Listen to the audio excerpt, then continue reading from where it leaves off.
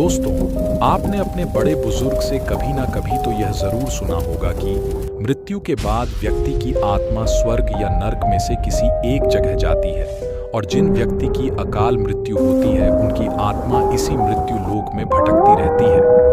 दोस्तों, हमारी आज की यह कहानी एक सच्ची घटना पर आधारित है जो कि आज से करीब 7 साल पहले मेरे गांव में घटी थी। दोस्तों, यह घटना उस समय की है जब मैं गांव में रहकर अपनी 10वीं क्लास की पढ़ाई कर रहा था। उस समय मेरी बड़ी बहन आकर मुझे बताती है कि हमारे गांव में एक गर्भवती महिला कुएं में गिरकर मर गई, जिस कारण गांव के सभी लोग उस महिला की लाश को देखने के लिए उस पुराने कुएं के पास जा रहे हैं। और मैं भी उस औरत की लाश को देखने के लिए उस पुराने कुएं के पास गया था, जहां पर मैं देखता हूं कि उस महिला की बॉडी पानी में काफी समय तक रहकर पूरी तरह फूल चुकी है और उसकी लाश को निकालने के लिए कई आदमी उस पानी में कूद गए हैं और रस्सी के द्वारा उस लाश को आराम से निकाल रहे हैं। उस औरत की लाश को देखकर उसके परिवार वाले बहुत रोते हैं,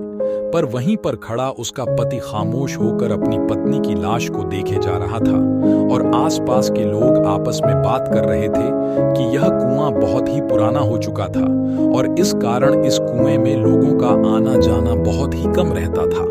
पर यह कुआं इस औरत के घर के बहुत ही पास था, जिसके कारण यह औरत हमेशा यहाँ में पानी भरने के लिए आया करती थी और शायद वह पानी भरने के लिए यहाँ पर आई होगी और गलती से फिसल के कुएं में गिर गई होगी। उसने काफी समय तक अपने आप को और अपने बच्चे को बचाने के लिए आवाज लगाई होगी और कोशिश भी करी होगी और वो अपने आप को नहीं बचा पाई। और थोड़ी देर में वहां पर पुलिस वाले भी आ जाते हैं और वहां पर इस सब की इन्वेस्टिगेशन करते हैं और बाद में उसके परिवार वालों को उस औरत की लाश को जलाने की इजाजत दे देती है और इसके बाद उस औरत का अंतिम संस्कार कर दिया जाता है।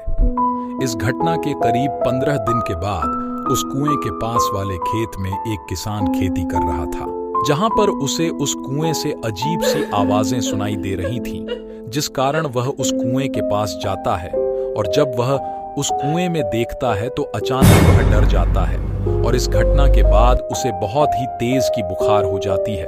और कुछ समय के बाद उसकी मृत्यु हो जाती है।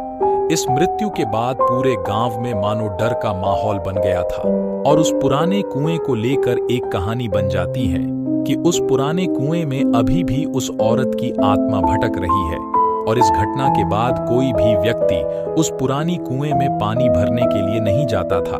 और यहाँ तक कि उस कुएं के पास वाले खेत में व्यक्ति खेती करने से भी डर रहे थे। और एक दिन मेरे पिताजी शाम के करीब 7:15 बजे तेज बारिश में घर आ रहे थे।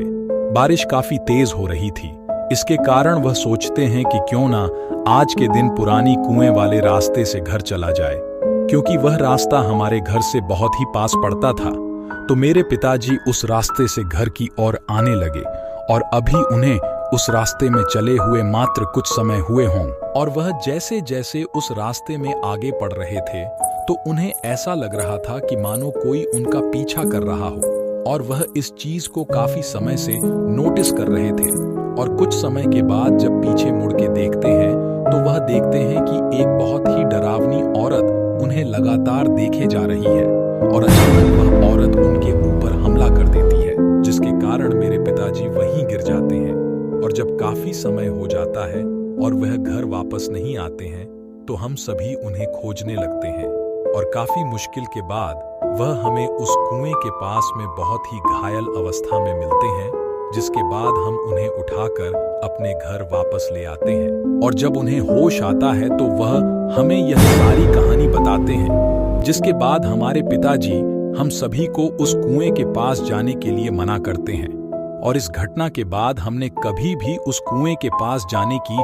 हिम्मत नहीं की।